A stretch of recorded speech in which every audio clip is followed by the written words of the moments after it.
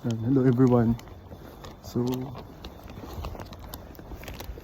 it's sad but we're now returning to Tokyo. I'm on my way to the bus station, just like 4 minutes away from the place where I stay. So it's snowing, still snowing right now. You can see that. Alright. So now let's see.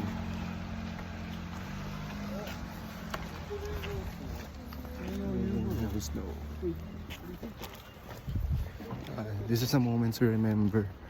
Since wala namang snow sa Pinas and sa Tokyo, bihira mag-snow. So if ever mag-return ako sa Tokyo, siguro nasa 10% lang yung chance na makabalik ako dito. And it's very expensive to travel here sa town na to. Usok check.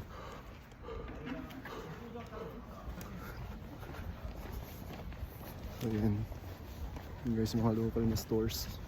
As you can see dito, kahit winter, yung mga workers nag-aayos sila ng drainage. So walang makakapigil sa kanila.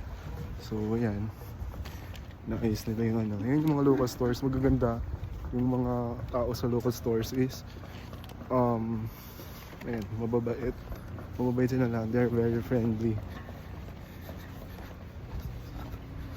So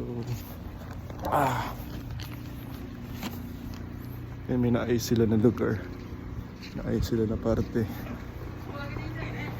So yun, puno na yung storage ko. I'll cut this video.